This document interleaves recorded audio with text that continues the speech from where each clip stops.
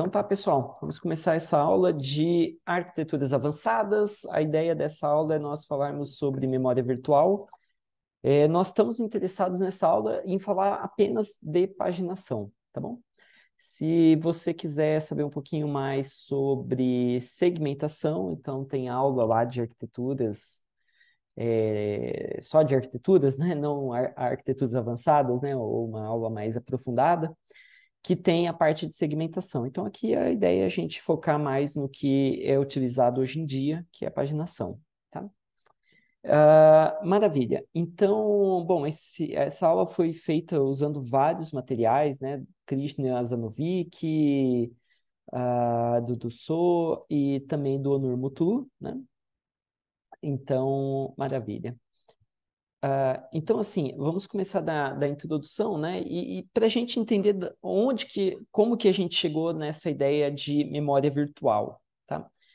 Então, vamos pensar lá no EDSAC, lá no início da década de 50, tá? Era um computador que ele tinha apenas um programa em execução por vez, né? Provavelmente com um cartão perfurado. Eu não sei de muitos detalhes de cabeça do EDSAC, né? Mas eu imagino que cada um chegava lá com o seu cartão perfurado, que era o seu código, ele fazia a leitura do programa, né? E ele executava. Isso quer dizer que o programa ele tinha acesso irrestrito a toda a máquina, né? Ele provavelmente, não sei se ele tinha algum sistema operacional, provavelmente não, né? Então, assim, ele era isso, né? Era um programa por vez, tá? Ou um usuário por vez, né? Porque era o usuário que sentava na frente dele com o seu deck de cartões e colocava lá para executar, tá? Então, era um sistema monousuário, né? Nesse sentido, tá? E aí, assim, né? Os endereços de um programa dependiam de onde o programa foi carregado na memória, tá? Então, se o programa foi carregado a partir do endereço 100, as instruções de salto são relativos ao endereço 100, né? Mais 100, né? Vamos dizer assim. Então, quando a gente começa a pensar nisso, a gente já começa a falar, puxa, começa a entender tantos problemas que podem ocorrer, né? Se eu carregar o programa agora a partir do endereço 200, eu vou ter que mudar os meus saltos, né? Porque os saltos dependem da onde o programa foi carregado, né? Isso só falando dos saltos, né? Mas se a gente pensar na área de dados, a mesma coisa acontece. A minha variável agora ela está 100 endereços para frente, 200 endereços para frente, alguma coisa assim, tá? Então, assim, se a gente pensar, é sempre conveniente ao programador escrever o código independente da localização de memória, né? Não é legal o programador ficar se preocupando com isso, né? Se o cara carregar em tal endereço, tem que fazer isso. Se carregar em outro endereço, tem que fazer aquilo, né? Agora, como que essa independência de localização pode ser alcançada? Né? Então, naquela época, quando a gente compilava, né, o linker ou o loader do código, ele modificava o endereço das subrotinas, ou talvez, né, eu tenha como fazer um endereço de deslocamento, né, um endereço base mais deslocamento. Então, eu considero no meu programa só o deslocamento, mas eu sempre tenho que somar com o endereço base, né? Seriam algumas formas de obter essa independência da localização, tá? Maravilha. Então, assim, quando a gente começa a ter, ter dois programas ou dois usuários no nosso computador, bom, isso daí começa a acontecer na hora que a gente olha historicamente, né? Que o cara, ele tinha o código dele que ficava fazendo o processamento, né? E depois ele começava a imprimir, por exemplo, um relatório, né? Ou escrever em alguma mídia a saída do código dele, né? Então ele começava a fazer operações de entrada e saída, ou fazer a leitura de alguma coisa, né? E aí você começa a pensar, bom, a impressora pode demorar bastante tempo para ficar imprimindo, né? E nesse meio tempo eu poderia colocar um outro programa, né? Naquela época a ideia seria o outro usuário pode usar o servidor, né? Então, o que a gente tem aqui é um computador multiusuário, né? Mas o problema todo é legal, a gente consegue uma vazão maior desse computador, né? Mas o problema todo é esses endereços, né? Eu tenho que começar a pensar que um programa de um usuário não pode invadir a área do programa do outro usuário, senão isso pode ser catastrófico, né? Eu vou ter tanto problemas de corretude do código, né? Então, imagina que o programa 1 acessa a memória do programa 2 e modifica a memória do programa 2. Então, o programa 2 agora pode ser que ele rode incorretamente. O programa 1, ele poderia talvez ir lá e copiar os dados do programa 2, né? Sabe, o cara escreve um código malicioso e ele vai lá e fica executando, tal, finge que está executando, mas na verdade ele está copiando dados do programa 2. Então, não é bom, né? Então, eu tenho que começar a pensar nisso. Primeira coisa é eu vou ter, de alguma forma, que traduzir os endereços que estariam sempre sendo carregados a partir do endereço 100. Agora, ora ele vai ser no 100, ora ele vai ser no 1000, por exemplo. Então, eu vou ter uma tradução. Eu vou ter que garantir um isolamento dos programas, porque eu não posso deixar que né, uma proteção do programa. Eu não posso deixar que um acesse a memória do outro, né? Então, eles têm que ser isolados. Então, eu começo a ter alguns problemas para a gente se preocupar aqui. Tá? Muito bem. Então, uma forma de dizer sobre o nosso problema é mais ou menos assim. Imagina que lá atrás nós tínhamos um computador com 32 kilobytes de memória principal, e como que a gente pode rodar programas que têm mais do que 32 kilobytes? Esse é um primeiro ponto, né?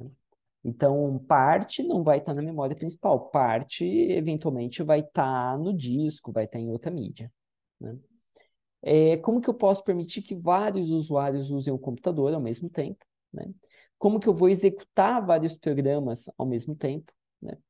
E eu quero passar a impressão para os programas e os programadores que a memória é só deles, que começa no endereço zero e é linear, né? Então, esse é o problema que a gente está tentando atacar, tá? Fornecer toda essa ilusão para o usuário. Alguém pode falar assim, professor, mas isso daí tudo é um problema de sistemas operacionais, né? Sabe, pessoal de SO, eu vi na aula lá do professor de SO isso daí. E não é bem verdade, porque essa é uma parte que SO e a arquitetura, elas têm que conversar e tem que estar muito, muito alinhada, tá? Da mesma maneira que a área de definição da ISA e compiladores tem que estar muito alinhado, aqui a gente tem que estar muito alinhado com o pessoal de SO. Né, uma certa vez eu falando isso para um aluno, o aluno falou assim, professor, deixa eu ver se eu entendi. Seria a mesma coisa de eu falar que o nosso computador tem 8 gigas de memória principal e a gente quer rodar Java, né? Essa foi a piada que ele fez, né? Ou a gente quer abrir o Eclipse, né? Então, como que eu consigo rodar alguma coisa que usa muita memória num computador que é limitado em memória, né? Seria mais ou menos isso, tá? Muito bem. Então, nós temos três funções que nós vamos ter que prover, tá? A tradução de endereço virtual. Virtual é o que o programador usou para o endereço físico, tá? Eu não vou usar o nome real, porque endereço real tem um outro significado para os processadores da Intel e tudo mais, tá? Então, a gente vai tentar usar sempre endereço virtual, endereço físico. Com esse entendimento que endereço virtual é o endereço que o programador usou, tá?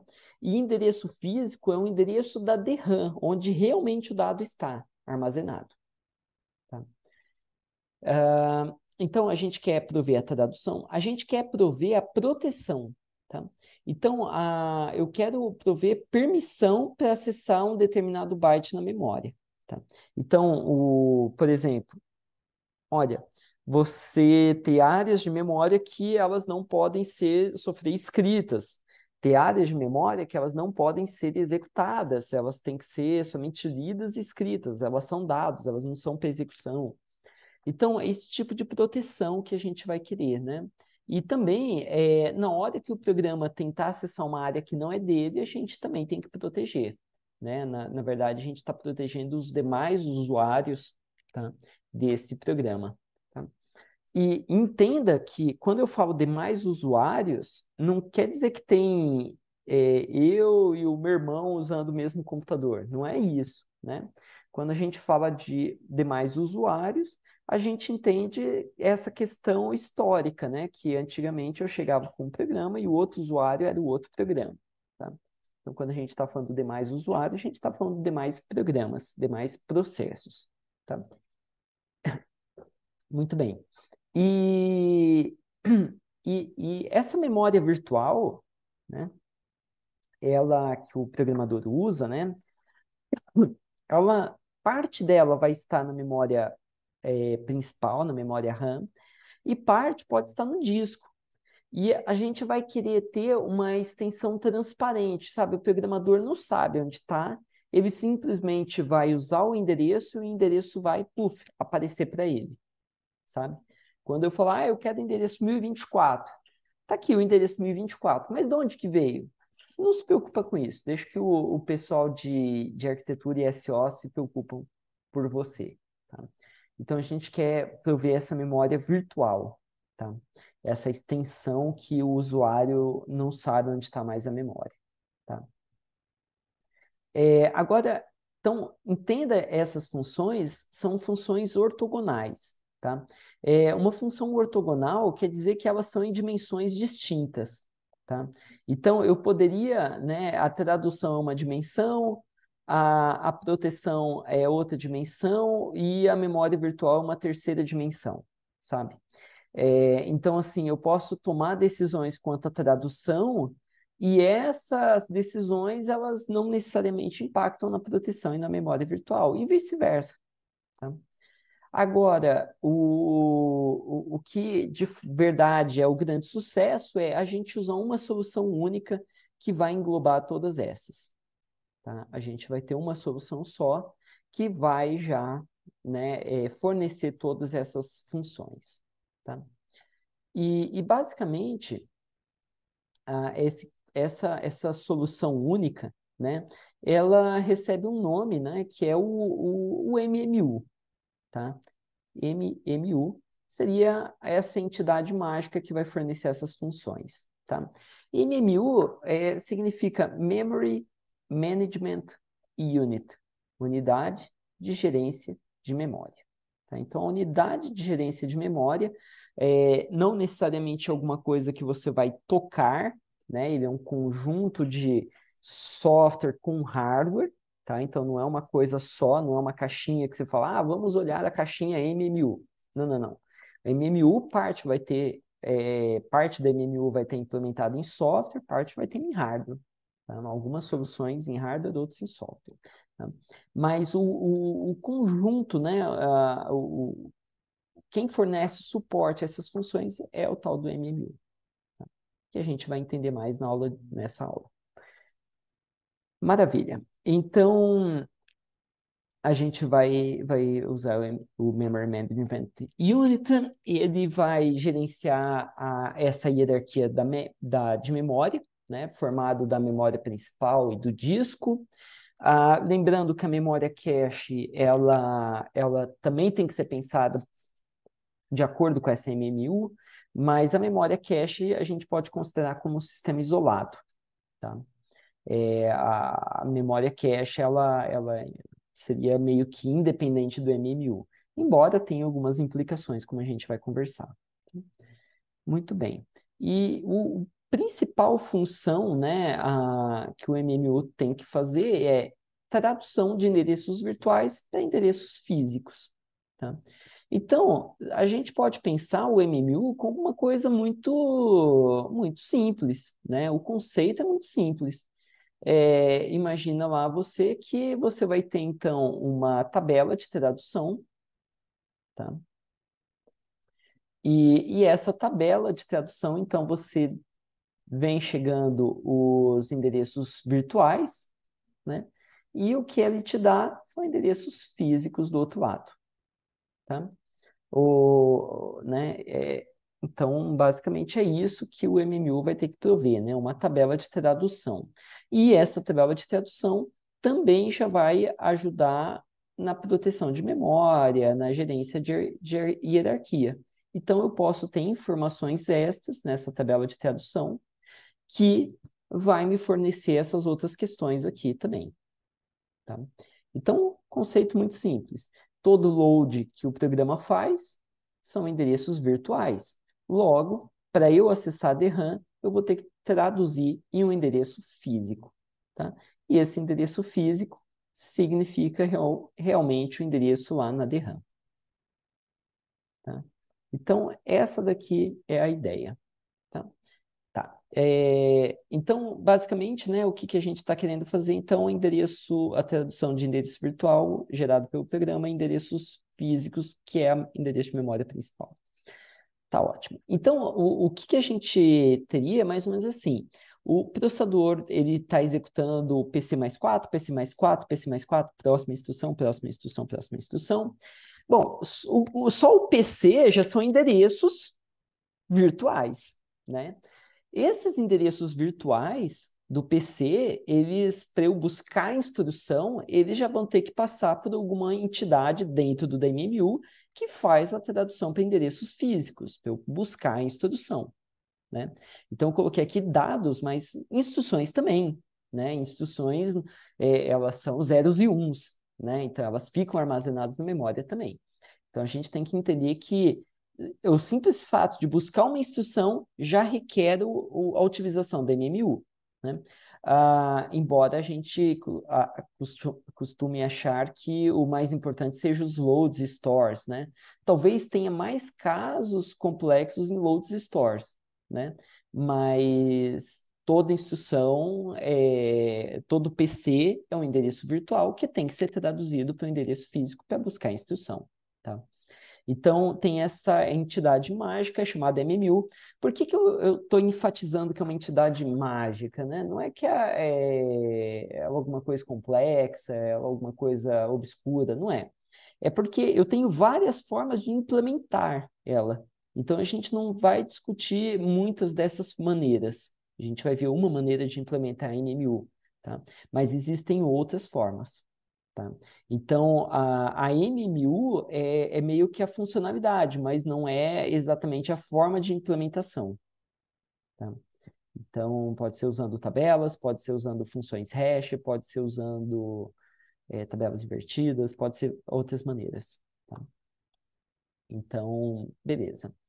Então, então, o que a gente vai querer é o seguinte, para que a gente possa executar 2 ou mais programas compartilhados, a gente tem que colocar a memória desses programas na memória DRAM, né? Os dados que ele usa na memória DRAM.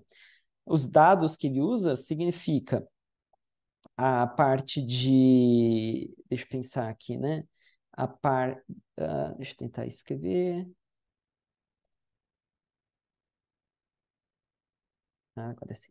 Então, teria a parte de código, né? As instruções são informações, né? Então, as instruções são informações que vai ter que estar aqui dentro da memória DRAM. A parte do heap, a parte do stack, tem outras partes, né? Aqui no meio tem uma área de memória dinâmica, que são as bibliotecas dinâmicas, carregadas dinamicamente. A gente vai ter a parte do código, vai ter as variáveis globais, vai ter variáveis estáticas, vai ter as variáveis não inicializadas previamente pelo programador. Então, tem várias regiões aqui, né? A gente vai discutir as principais, código, heap e stack, né? Que talvez sejam as maiores.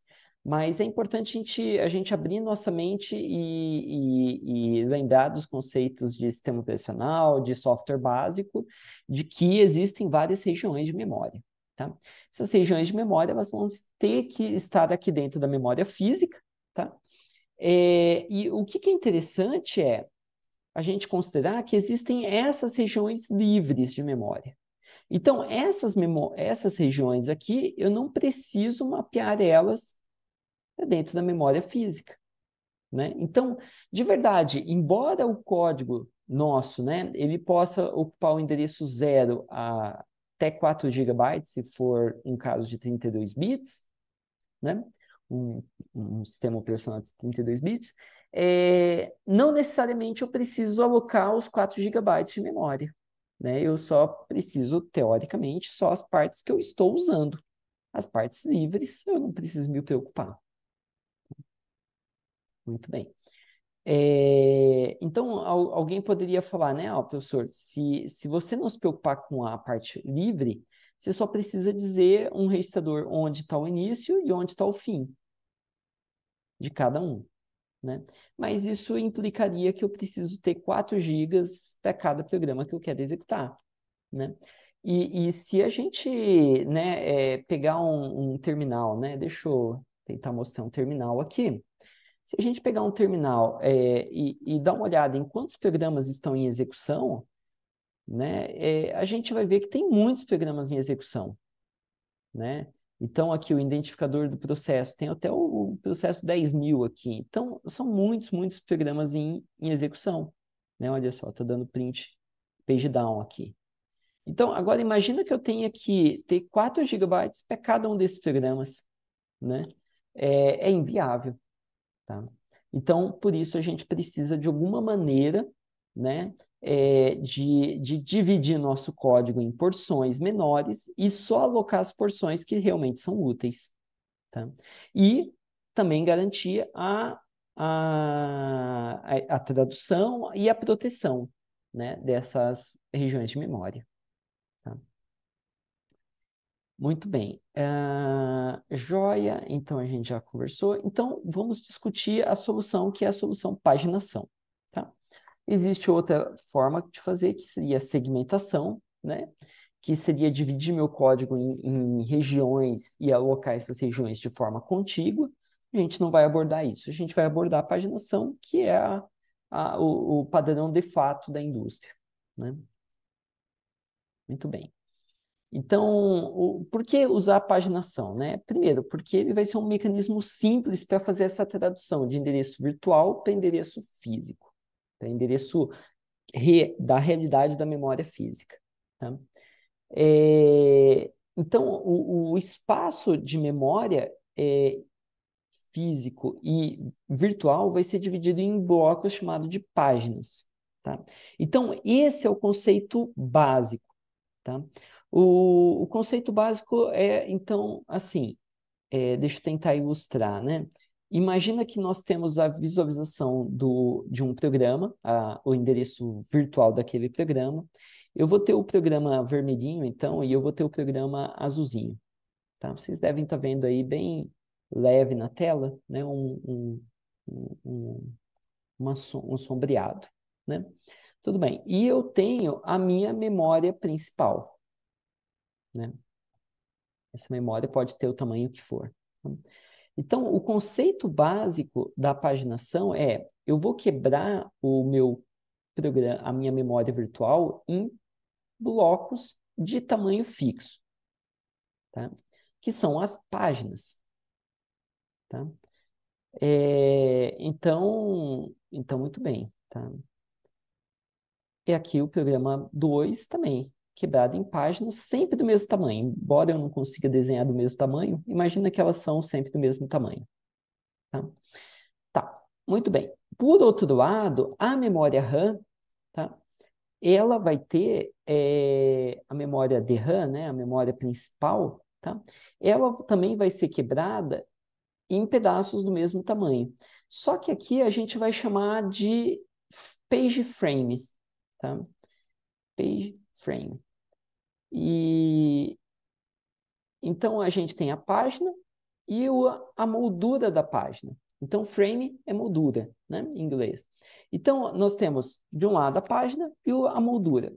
Qualquer ideia é a ideia que, para cada página, eu posso colocar em uma moldura diferente. Eu não posso colocar 2 páginas da mesma moldura. Eu não conseguiria enxergar 2 páginas da mesma moldura. Então, esse é o conceito principal aqui, né? Então, eu vou ter que ter, dentro do DMMU, alguma forma de falar, olha, essa página aqui foi mapeada para esse frame aqui. Essa página aqui foi mapeada para esse outro frame. Essa outra página foi mapeada para esse frame aqui embaixo. E assim por diante. Tá? Ao mesmo tempo, eu vou ter uma outra tabela de página de tradução para o programa B. E o programa B vai falar, olha, essa tabela aqui está mapeada aqui. E essa daqui está mapeada, sei lá, aqui. Tá? Então, eu teria, assim, páginas do programa B, esse seria o programa B, e esse seria o programa A. Né? Então, páginas do programa B e do programa A, eles estão meio que entrelaçados, podem estar entrelaçados na memória. E está tudo bem, né?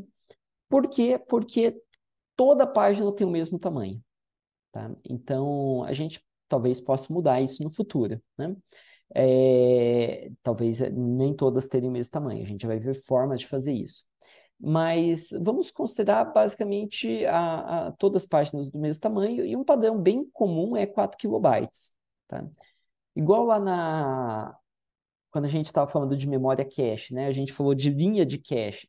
Um tamanho padrão na indústria hoje em dia é de 64 bytes, uma linha de cache, né? Um tamanho padrão, assim, de uma página de memória é 4 kilobytes, tá? Mas a gente pode mudar isso no sistema operacional. Muito bem. E aí, um conceito aqui que a gente tem que entender é o seguinte, que se eu estou tentando acessar, deixa eu tentar colorir com alguma coisa diferente aqui, né? Se eu estou tentando acessar esse endereço aqui dentro do DIA, onde eu estou colocando aqui um asterisco, né? Laranja, olha, eu preciso traduzir ele, então ele vem aqui, traduziu, está aqui. Então, agora eu só preciso ver qual que é o deslocamento do início da página até chegar naquele asterisco e eu faço aquele deslocamento aqui e o endereço vai estar no mesmo deslocamento dentro da página, sabe? A página está numa moldura diferente, mas o que está dentro da página continua na mesma posição dentro da página, né? Então, basicamente, o que eu quero dizer é, toda vez que o processador nos mandar um endereço agora, a gente vai poder quebrar esse endereço em duas partes. A parte que é o offset, ou seja, a parte que é o deslocamento dentro da página, sabe? Imagina assim, olha o 14º caractere da sua folha aí, né? Ah, tá, o 14º caractere. Não importa se a folha está colada na parede ou está na mesa, é o 14º caractere daquela folha, tá? Agora, o que a gente vai ter é a página aqui. Então, nós temos o número da página e o deslocamento dentro da página. Então, o programa vai nos dar páginas virtuais e nós vamos traduzir essa página em uma página física, né? Então, é o que é chamado de PPA, né? Physical Page Address, né? E aqui era o Virtual Page Address, VPA. Então, a gente vai ter que traduzir, né? Então, nós vamos ter que ter uma inteligência só para traduzir o endereço da página. O deslocamento, ele é igual. Não vai mudar. Tá? Então, eu só preciso traduzir esses bits aqui.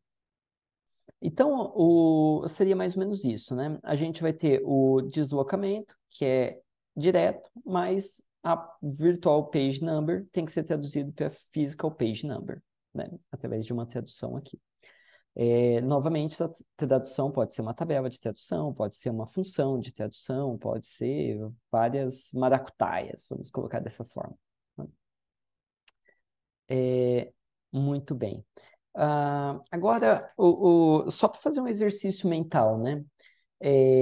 Quantos bits eu vou precisar de deslocamento, né? Se uma página, né, a página, ela costuma ter 4 kilobytes, então a pergunta que eu quero que você pare um pouquinho e pense é qual que é o tamanho quantos bits eu preciso de offset, de deslocamento? Então, se a gente pensar, né, que com 10 bits eu consigo criar 1000 1024 endereços diferentes, né? Ou seja, eu consigo endereçar 1024 bytes diferentes, se a nossa memória tiver endereçamento por byte. Se for por palavra, e esse cálculo vai mudar, tá? Então, um bit a mais eu consigo dobrar, né? Eu consigo fazer 2048 com... Opa, mas eu tenho bit zero, desculpa, né? Eu estou falando besteira.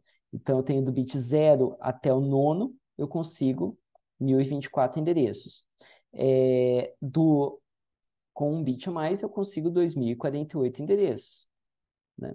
Com mais um bit, eu consigo 4096 endereços, ou seja, 4 kilobytes. Tá? Então, eu preciso dos 12 primeiros bits, né? Do bit 0 até o bit 11, os 12 primeiros bits. Tá? Então, é interessante, né? Então, basicamente assim, a tradução dos bits 12 até o 31 pode demorar, mas a tradução do bit 0 até o 11, ela é direta, né? Ela não tem que ser feito nenhum truque nela, teoricamente. Tá? Maravilha. Então, avançando um pouquinho, tá? O que nós vamos ter é isso. Nós vamos ter a memória virtual. O programador escreveu o código dele, considerando que ele tem... A gente vai considerar sempre o caso de máquinas de 32 bits, tá? O programador vai considerar que ele tem 2 elevado a 32 endereços diferentes, bytes diferentes. Então, ele tem à disposição dele 4 gigabytes, né? Agora, pode ser que eu estou rodando em uma máquina que tenha muito menos do que 4 gigabytes, por exemplo, 256 megabytes, né? E nesse caso, o que vai acontecer? O programa ele tem a chance de rodar normalmente, né? Por que ele vai rodar normalmente? Bom, porque eu vou mapear apenas as áreas úteis, né? Para esse quadro de páginas. Agora, a pergunta pode ser assim, tá, e se ele não usar somente 256 megabytes? Ou e se eu rodar vários códigos, cada um exigindo 256 megabytes? Ou se eu rodar vários códigos que todos exijam 4 gigabytes? O que vai acontecer nesse caso? Tá?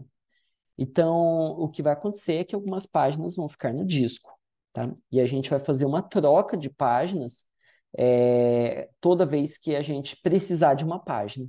Então, a gente vai tirar do disco, trazer para a memória e, eventualmente, vai tirar alguma coisa da memória para abrir espaço, tá? E ele vai trazer a página inteira, não só o byte que ele está precisando. Tá? Então, é igual na linha de cache. A linha de cache, a unidade básica de troca é uma linha de cache, é um bloco de cache. Aqui, a unidade básica de troca é uma página de memória. Tá? Essa página de memória, o tamanho dela é pensado para que faça sentido também carregar no disco, sabe? Então, assim, qual que será que é o melhor tamanho de acesso ao disco, onde o disco tem um aproveitamento ótimo, né? Eu ouso dizer que é 4 kilobytes, né? E por isso que a gente segue usando páginas de 4 kilobytes, tá? Então, se amanhã ou depois o disco tiver um acesso ótimo para 8 kilobytes, provavelmente a gente vai se adaptar para 8 kilobytes, tá? Então, as origens desses tamanhos, eles têm origens bastante práticas, né? O que é o ótimo, né? Para um dispositivo físico que é o de alta latência, como o disco, né? Muito bem. Então, vamos falar um pouquinho do swap, né? Então, o swap, ele vai ocorrer quando acontece um page fault, tá? Então, o page fault eu tentei traduzir a página virtual para física e no momento que eu traduzi, eu descobri que a página virtual não está na memória principal. Ela tem que ser trazida de outra memória, né? Uma memória, por exemplo, disco, tá?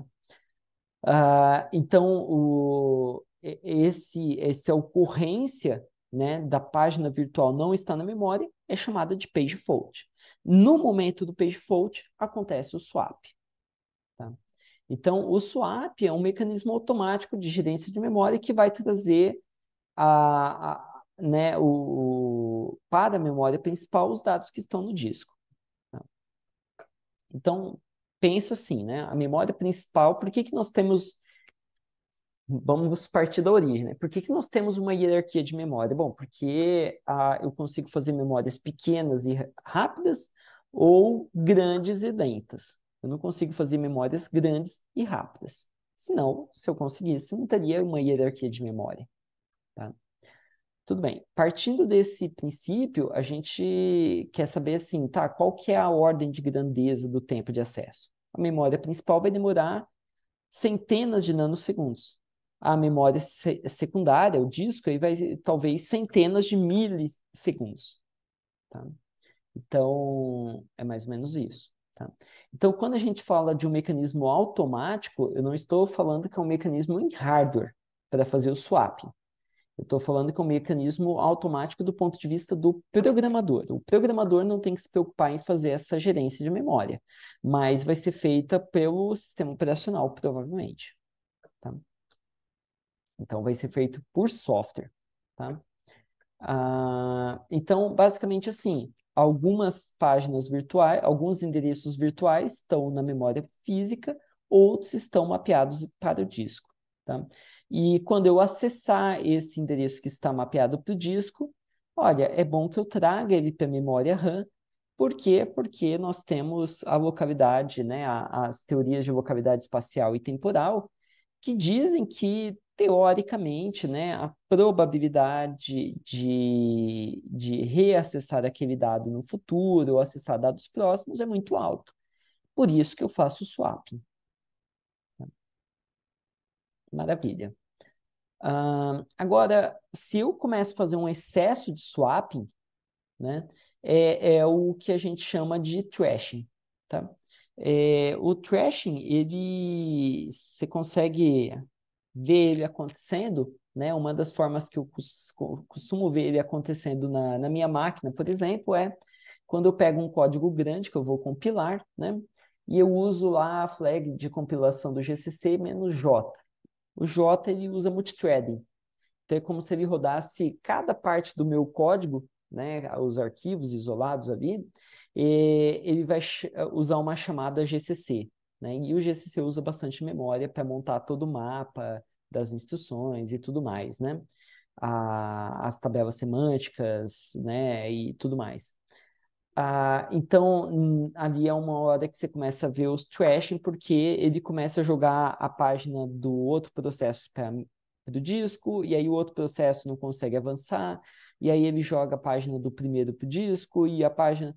Então, ele fica fazendo uma troca rápida entre páginas da memória do disco, e o desempenho começa a cair. É aquela hora que a luzinha lá do disco começa a piscar e você fala, olha, começou a ficar lento e daqui a pouco nada mais responde, né? Porque eventualmente você pode jogar páginas, sei lá, dependendo do sistema operacional, você poderia jogar páginas do kernel do disco e aí a coisa fica realmente inviável, né? É aquele caso que você fala, olha, é melhor eu reiniciar meu computador e perder o que eu fiz até agora do que ficar esperando ele resolver, né? Muito bem, então esse seria o trashing, né? Então, quando começa o trashing, aí a coisa começa a ficar ruim, tá? Muito bem. Então, o que a gente vê é que durante o page fault a penalidade é muito maior do que um cache miss, né? E porque o acesso a uma página é na ordem de milhões de ciclos, tá? Então, quando eu tenho um page fault, dado não está na memória RAM, eu tenho que ir no disco. Então, é muito, muito mais lento, tá? Então, o cache miss, eu tenho que enfrentar uma penalidade de dezenas, centenas de ciclos, né? Dezenas a centenas de ciclos.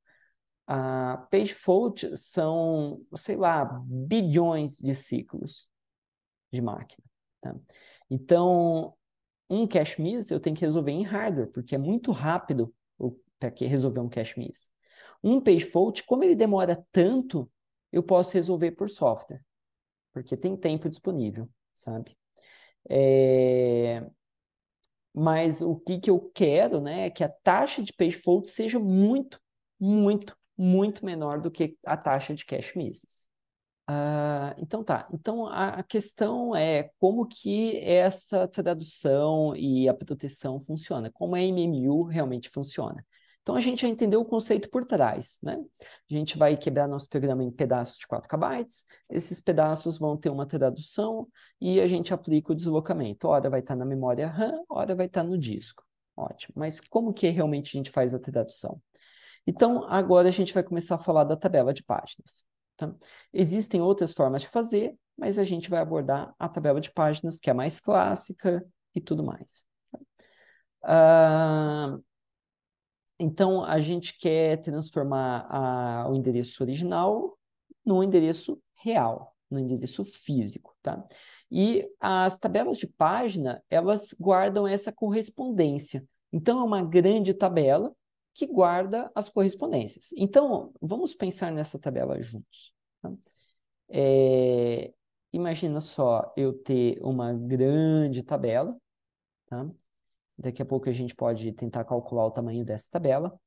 E se eu estou acessando a virtual page number, né, 1, então eu vou na primeira entrada dessa tabela.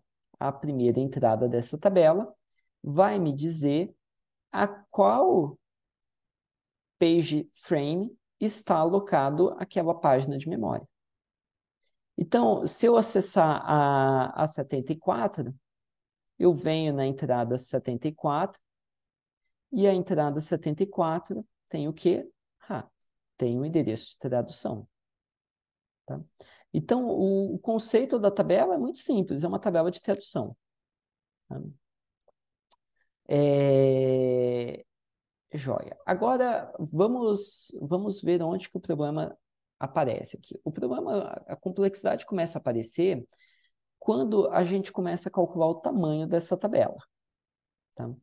Então, se eu tenho 4 gigabytes de endereços virtuais,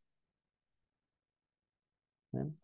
Essas 4 gigabytes, eles estão divididos em páginas de 4 kilobytes, né?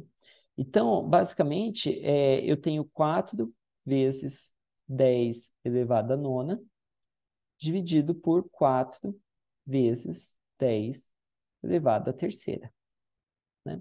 Isso daqui vai dar 1 vezes 10 elevada à sexta, tá? Que é 1 megabyte. Não é 1 megabyte, né? Seria 1 milhão, né, de páginas, tá? Então, eu não quero colocar o byte aqui, porque é 1 milhão de traduções que eu preciso fazer, tá? Então, eu tenho 1 milhão de páginas. Tudo bem. Cada tradução de página, ela vai ocupar alguns bits, né? Essa quantidade de bits depende, é claro, do tamanho da minha memória RAM, né? Provavelmente uma memória maior vai exigir mais bits, uma memória menor vai exigir menos bits e tudo mais, tá? Mas vamos fazer a equivalência de 1 para 1, tá? Só para um exercício aqui. Então, a mesma quantidade de bits que eu uso para a página virtual é a quantidade de bits que eu vou usar para a página física. Tá? Então, lembrando lá, né, que nós estávamos usando o bit 0 até o 11 para deslocamento, para offset, e o restante é da página virtual, VPN, Virtual Page Number. Então, quer dizer que eu estava, dos 32, eu tirei 12, né? Então, me sobraram 20 bits para traduzir. Tá? Então, vamos supor que eu tenho 20 bits aqui. Tá?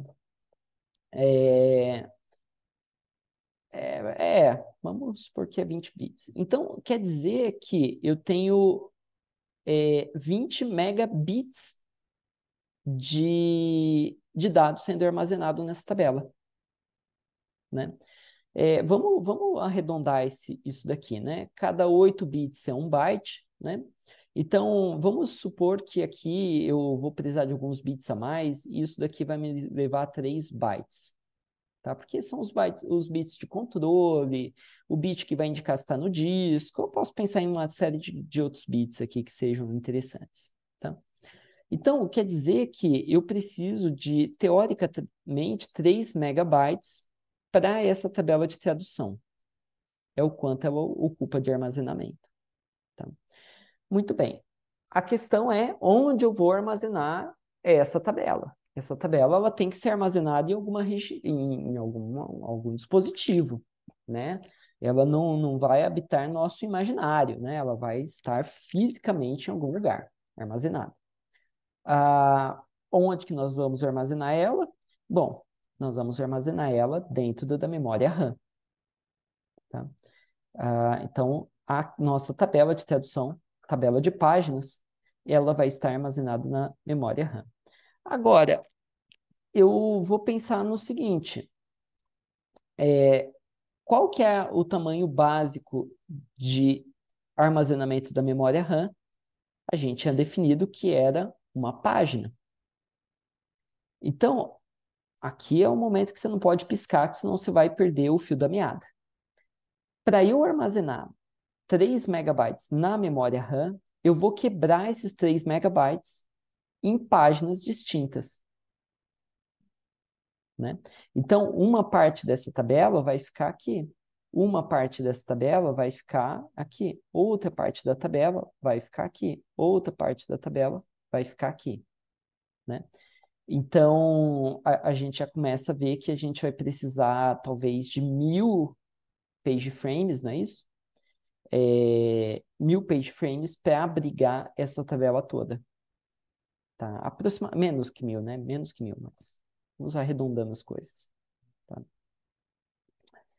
E aí a pergunta difícil acontece, que é: quem sabe onde cada pedaço de tabela está armazenado? Aí a gente vai parar e falar, professor, pera lá, esse negócio está ficando difícil. Então, a tabela de páginas é quebrada em vários pedaços. Agora, eu preciso saber onde estão esses pedaços da memória RAM, porque a memória RAM ela é quebrada em frames, page frames. E, então, em quais páginas, onde essas páginas foram alocadas na RAM? Ela pode ter sido alocada em qualquer lugar, inclusive no disco, né? Então, eu vou precisar de uma tabela, de um diretório das tabelas, sabe? Um diretório das tabelas, o diretório que fala onde que cada pedaço da tabela está armazenado. Então, nota que a gente talvez vai precisar de vários níveis de direção. E aí aqui é onde a coisa fica interessante, a coisa fica complexa, a coisa fica bacana mesmo. Tá? Então, vamos seguir nesse entendimento. Então, a gente poderia falar assim, professor, por que que usar o diretório era só eu gravar a tabela contígua, sabe? Eu preciso só de 3 megas, então eu falo assim, olha, tudo bem que eu preciso de alguém que aponte onde começou o armazenamento da tabela, mas depois o armazenamento vai ser contíguo, 3 megabytes ali, né? Para cada programa que eu estou executando. 3 megabytes aqui para outro programa, 3 megabytes para outro, para outro, para outro. Tudo bem. A questão toda é o seguinte: dessa maneira, a gente vai estar desperdiçando muito armazenamento. Por que que nós vamos estar desperdiçando armazenamento?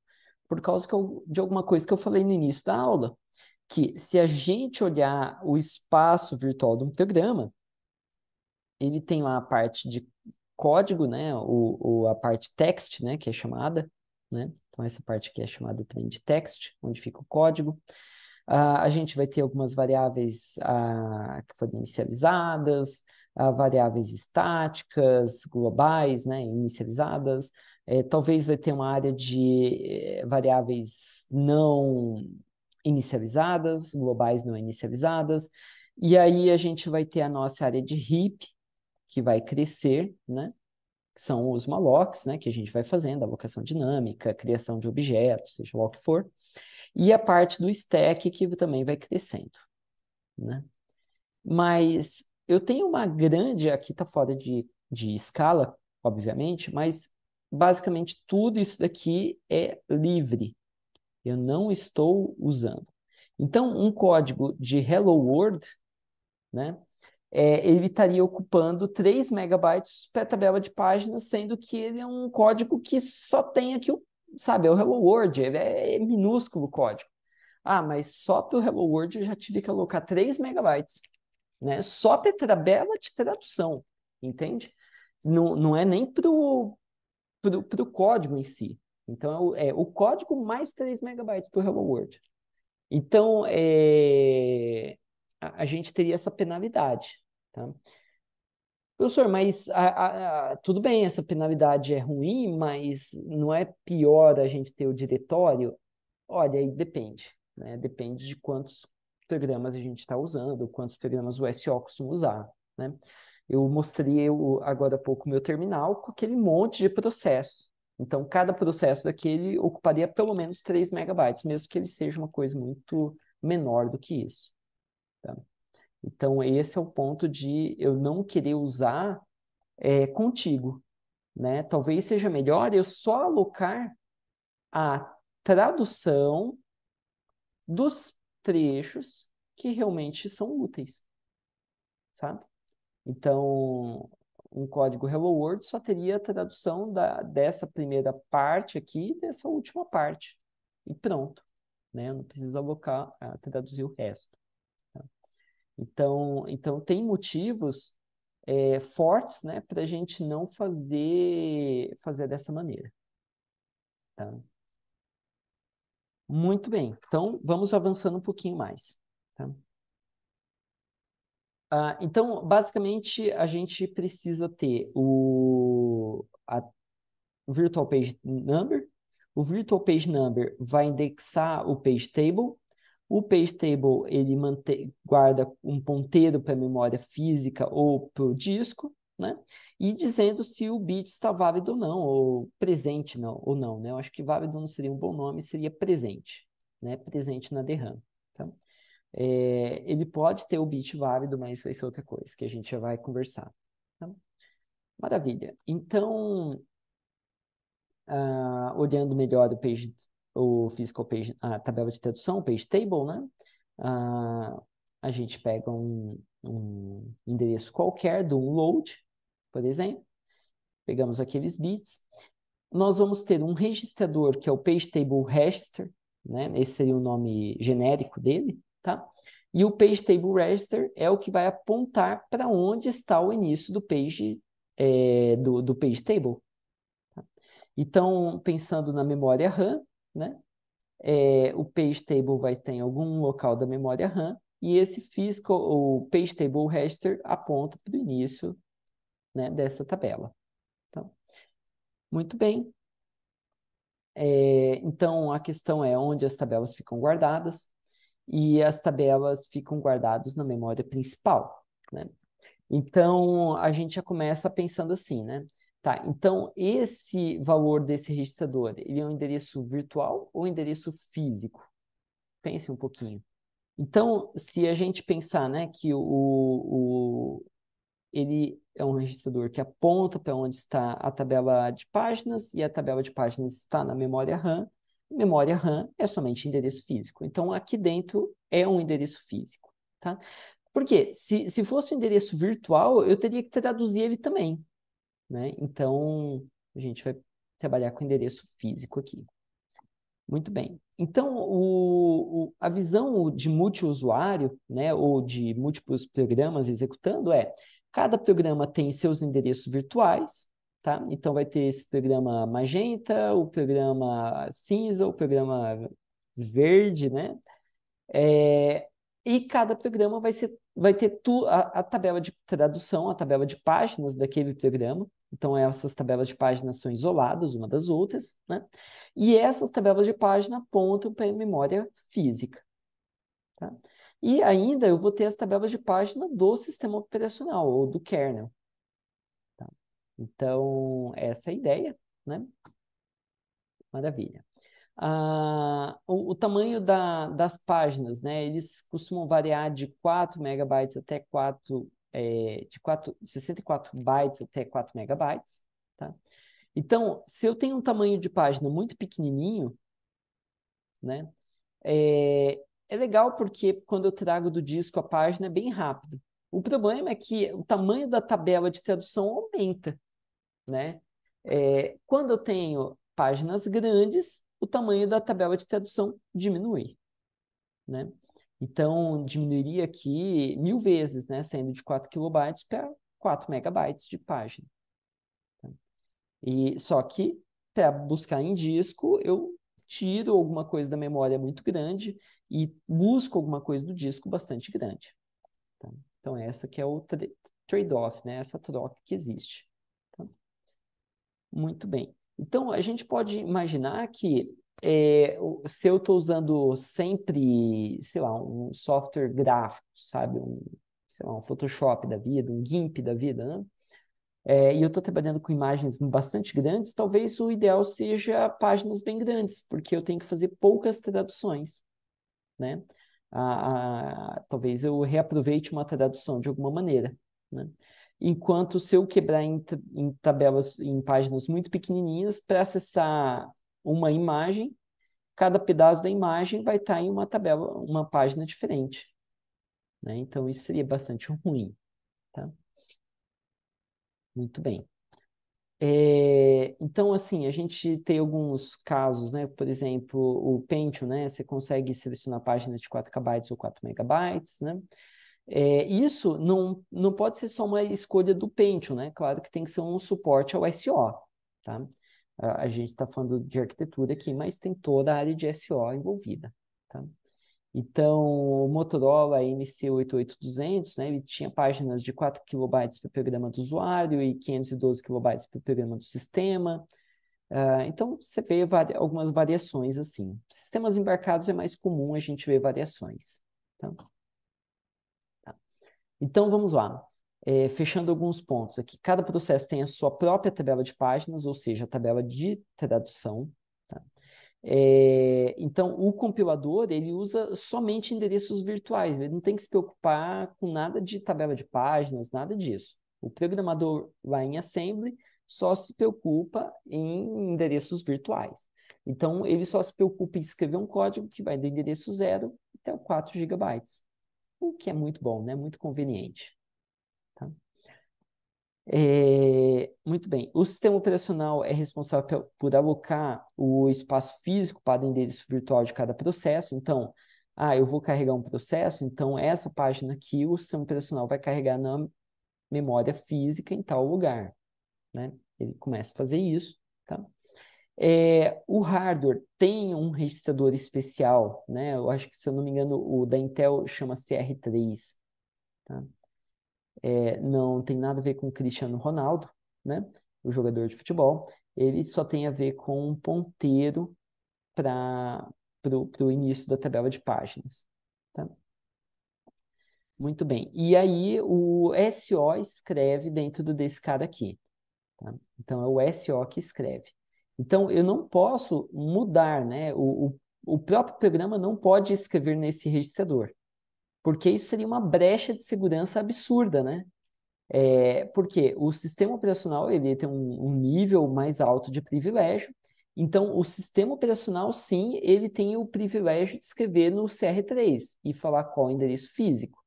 Agora, se eu permitisse que o programador escrevesse nesse CR3, o que acontece é que o programador poderia falar assim, olha, a tabela de páginas agora é essa outra aqui. E aqui a gente tem uma tabela de página fake que fala que eu posso acessar vários endereços que eu não poderia, na verdade. Tá?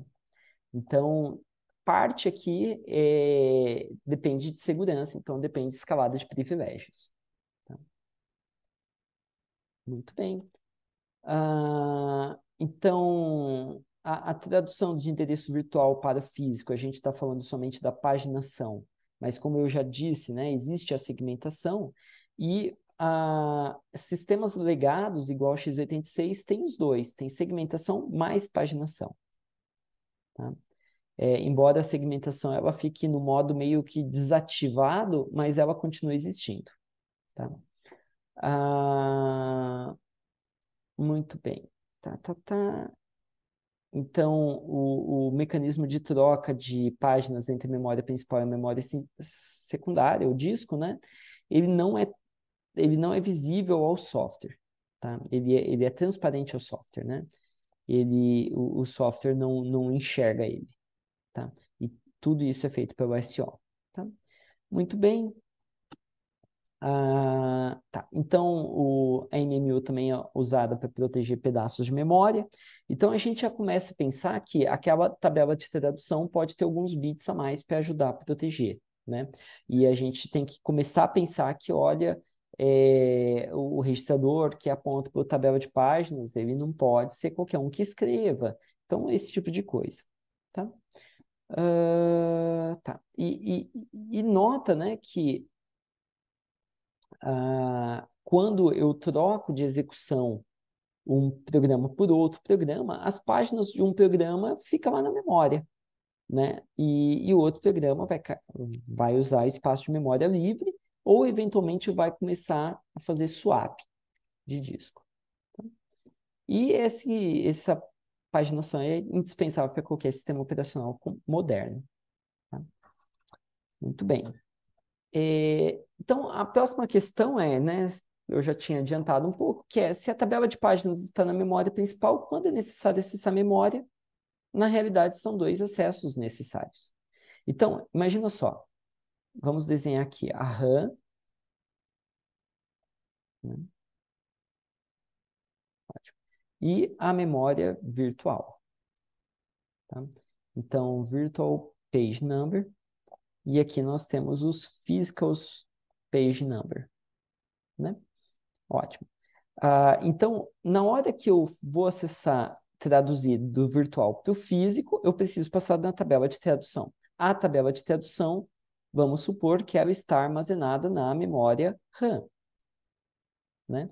Então, eu tenho que vir aqui, acessar a memória RAM, e a memória RAM fala, olha, esse cara está mapeado aqui. Aí eu acesso a segunda página tá aqui a tradução, e a tradução fala, essa página está aqui embaixo. Então, olha só que loucura, né?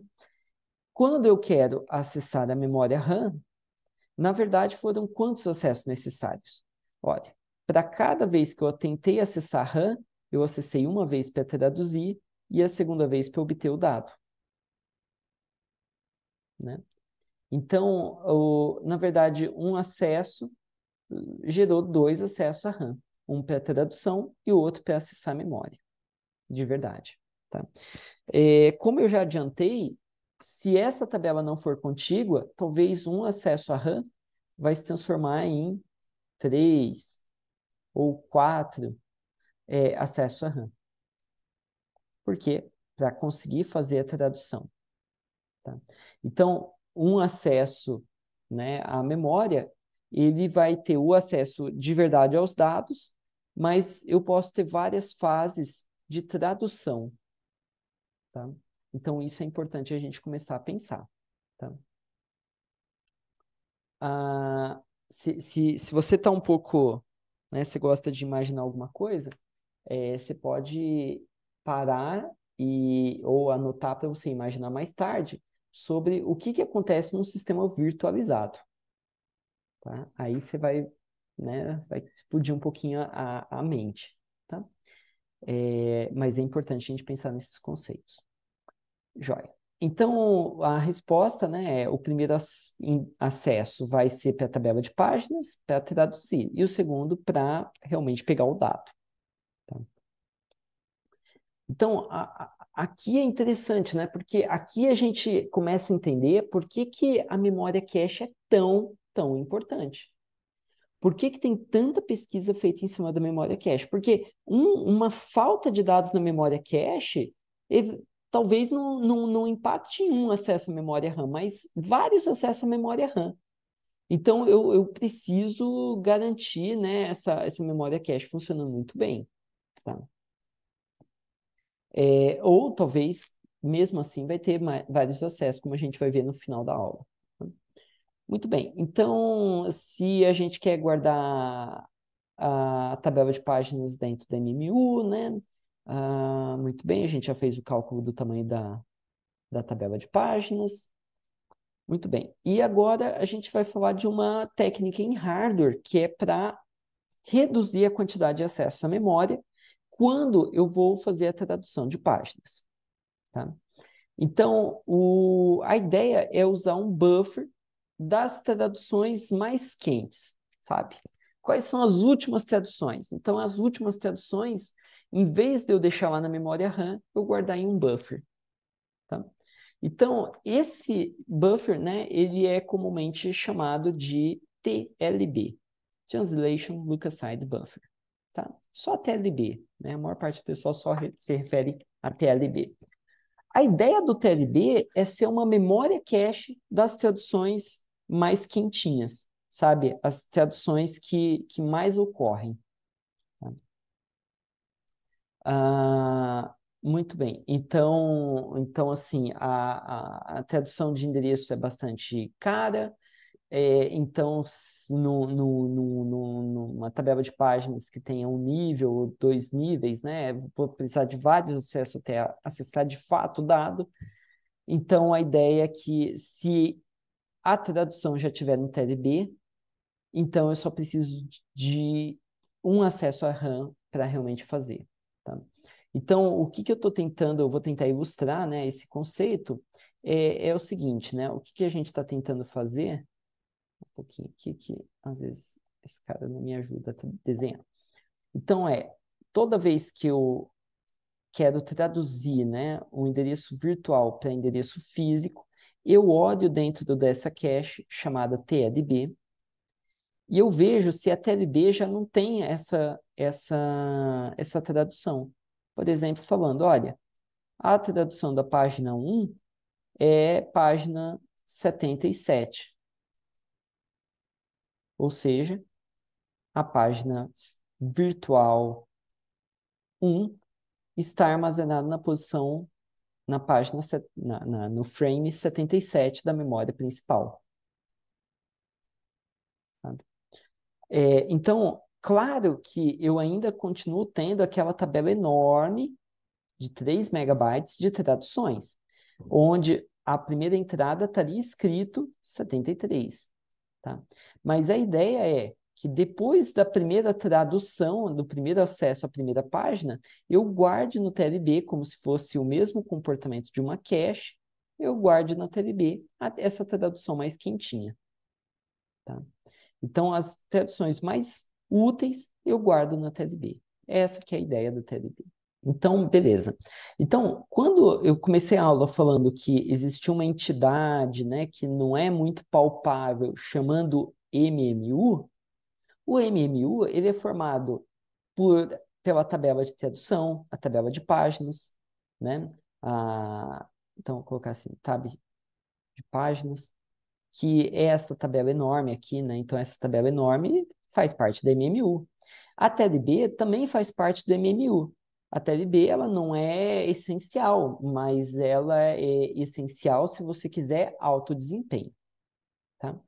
Então, a pergunta, né, que pode surgir é se a TLB armazena o quê? Armazena somente traduções. Tá? Os dados continuam sendo armazenados ou na DRAM ou, eventualmente, na memória cache. Tá? Então, a gente já vai discutir a cache, onde a cache fica nisso tudo, tá? Mas não vamos pensar na cache nesse momento, porque só vai trazer mais confusão, tá? Vamos só pensar na DRAM, tá? Muito bem. Então, a TLB faz parte da MMU. Então, ele é considerado uma cache.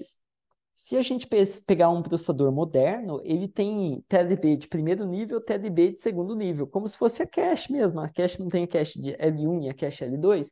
Da mesma maneira, você tem a TLB de primeiro nível e a TLB de segundo nível. Ou seja, quando você tenta traduzir, olha na TLB e você não acha aquela tradução, Ah, nem tudo está perdido. Você vai para o segundo nível de TLB e verifica se nessa tabela maior e um pouco mais lenta não tem a tradução, tá? Eventualmente vai ter a tradução, tá? A TLB, ela é implementada em hardware, tá?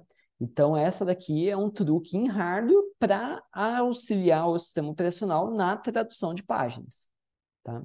Então, se for um TLB hit, eu não preciso chamar o sistema operacional, não preciso fazer nada. Eu uso a tradução e vou adiante. Se não for um TLB hit, aí eventualmente eu vou ter que chamar o sistema operacional para o sistema operacional entrar em ação e achar a tradução daquela página. Tá? Muito bem. Então, o que, que eu espero ter aqui dentro da TLB é o tal do working set, né? São as páginas quentes. Então, a tradução para as páginas quentes. Tá? Então, as páginas continuam lá na DRAM, tudo bem. Mas a tradução para essas páginas mais usadas, eu espero encontrar no TLB. Tá? Translation Look-Aside Buffer. Tá? Muito bem, muito bem. Então, colocando isso daqui de uma maneira, né, mais visual, seria, eu pego o endereço virtual, eu tenho, no endereço virtual, eu tenho aquela parte que é o deslocamento, que eu escrevi erroneamente ali, linha, né? Mas eu tenho o deslocamento e a página, tá? A página eu verifico na TLB. Se for um MIS de TLB, então eu vou para a tabela de páginas e aí eu faço realmente a tradução. E no momento que eu acabei de traduzir aquele endereço, eu é nada melhor do que atualizar o TLB, porque, olha, vamos guardar essa tradução que eu acabei de fazer, porque é bem comum que eu use ela de novo, né? Então, essa é a ideia, tá? Agora, se for um TLB hit, eu simplesmente uso aquela tabela, aquela tradução e acesso à memória de RAM. Então, essa é a ideia, tá? Ah, muito bem. Então, olha só que interessante. Uma página tem 4 kilobytes, né, em média. Então, ou seja, 4.096 bytes, né? Se eu pegar uma calculadora, né, 4.096 dividido por 64 bytes, que é o tamanho normal de uma linha de cache, o tamanho padrão, né, de uma linha de cache, quer dizer que eu tenho 64 linhas de cache dentro de uma página de memória. Uma página de memória contém 64 linhas de cache. Tá. A TLB, ela só armazena a tradução da tabela, da página. Ela não armazena 4 KB, não é isso? Ela só armazena a tradução. Então, para cada tradução, né, para uma tradução, eu vou estar traduzindo o endereço de 64 eventuais linhas de cache. Então, é muito mais comum, né? É muito mais raro eu ter um TLB MIS do que uma cache MIS, né? Então, teoricamente, é 64 vezes mais raro eu ter um TLB MIS do que um cache MIS. Essa é a ideia, tá? E isso é bom, né? Porque um TLB MIS significa ter que ir lá na tabela de páginas, e isso é bastante lento, tá? Então, só para a gente colocar aqui em perspectiva, tá? Maravilha. Então, vamos avançando um pouquinho mais. Joia. Então, o que, que nós temos é mais ou menos isso, né? Eu falei que temos mais bits de controle, né? Então, o que, que uma TLB contém esse daqui seria mais ou menos o interno de uma TLB, né? Deixa eu tentar anotar. Ótimo. Então, eu teria, sei lá, o bit de validade, né? Se aquela tradução é válida ou não. Eu teria um bit para controlar se essa página pode ser feita leitura ou não, se essa página pode ser feita escrita ou não, tá? Se essa página é uma página de dados ou não, tá? Eu poderia até colocar aqui como execution, né? Seria o contrário de dados, seria uma página de binário, né? De execução, tá? Então eu tenho esses bits de controle. Eu tenho mais, então eu pego o VPN, o Virtual Page Number, acesso a TLB, né? E essa TLB, ela vai se comportar como uma memória cache, né? Então, eu vou ter a mesma coisa que a gente viu em memória cache. Pode ser mapeado diretamente, mapeado conjunto associativo, mapeado totalmente associativo, tá? Então, eu vou pegar alguns bits aqui para indexar a tabela. Como eu usei alguns bits, eu vou ter que verificar a tag para ver se o restante dos bits bate. Se bateu, aí eu vou ter o Physical Page Number. Com o Physical Page Number, eu posso, enfim, acessar a memória DRAM. Tá? Então, essa que é a ideia da TLB. Tá? Muito bem, então vamos avançando um pouquinho mais. Tá? Então, o que nós temos é assim, eu pego uma página virtual e eu quero traduzir ela, então eu acesso a TLB ou acesso a tabela de páginas. Se a TLB deu hit, então eu tenho a tradução, eu vou lá na memória RAM e acesso. Se a TLB deu miss, eu vou na tabela de páginas e acesso. Se a tabela de página deu miss, quer dizer que a página está em disco, então eu vou ter que fazer o swap. Tá? Então, essa daqui é mais ou menos a visão um pouco mais completa do que nós temos. Tá? Então, o algoritmo de substituição da TLB, né, ele costuma ser em hardware, tá? Embora algumas implementações são em software. Tá? Ah, Tá, então assim, a TLB sem software é legal porque a gente pode escolher com um algoritmo mais rebuscado, implementado no SO, qual tradução que eu vou jogar fora, tá? Mas pode ficar mais tempo, demorar mais tempo, né? Muito bem, muito bem. Joia. Então, alguns tratamentos de TLB-MIS, né? O tratamento de TLB-MIS ele é feito em software, no caso do MIPS e do Alpha, do processador Alpha, e em hardware para o Spark, V8, x86, PowerPC. Tá? O... Muito bem. Tá? Alguns exemplos de TLB, né? Então, assim, a TLB, né, ela se parece com uma cache totalmente associativa no caso do MIPS R2000, R3000, tá? Do RISC do Motorola, do Alpha 21 164.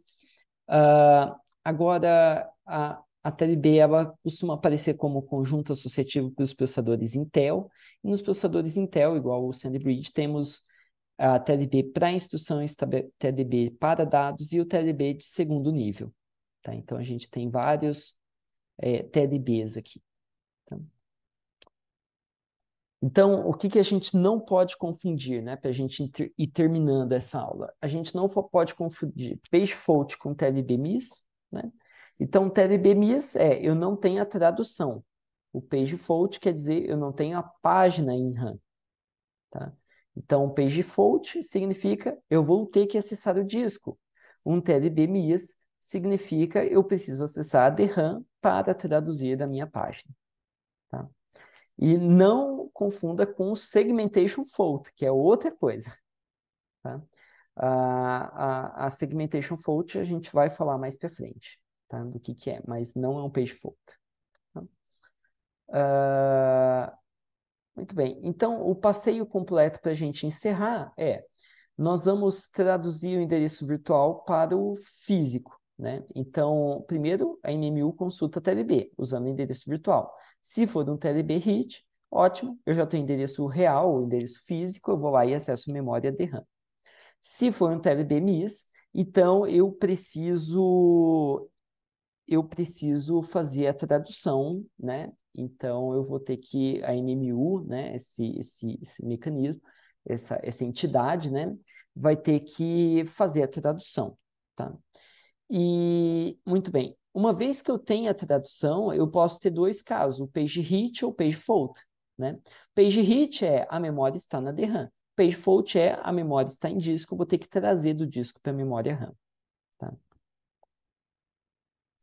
Muito bem. Então, seria mais ou menos esse o passeio completo, né? Eu tenho o endereço virtual pesquisa na TLB, se for MIS, faz o Page Table Walk, que seria a tradução da tabela de páginas, e atualiza a TLB se a página estiver na memória. Se estiver em disco, chama o SO para carregar do disco para a memória. Tá? Se for um TLB hit, a coisa é mais fácil, né? Se for um TLB hit, eu verifico se eu posso acessar aquela página. Se eu não puder acessar aquela página, aí eu tenho um segfault. Eu tenho uma falta de proteção. Porque eu estou tentando acessar uma página que não pertence ao meu processo, né? Ou eu estou tentando executar uma página que não é de execução, alguma coisa assim, alguma coisa maliciosa eu estou tentando fazer, tá? Ou algum bug, né? Agora, se permitido, aí eu acesso o endereço físico, tá? Bom, era isso que eu tinha para essa parte da aula, tá? Depois nós vamos seguir daqui vendo alguns conceitos mais avançados.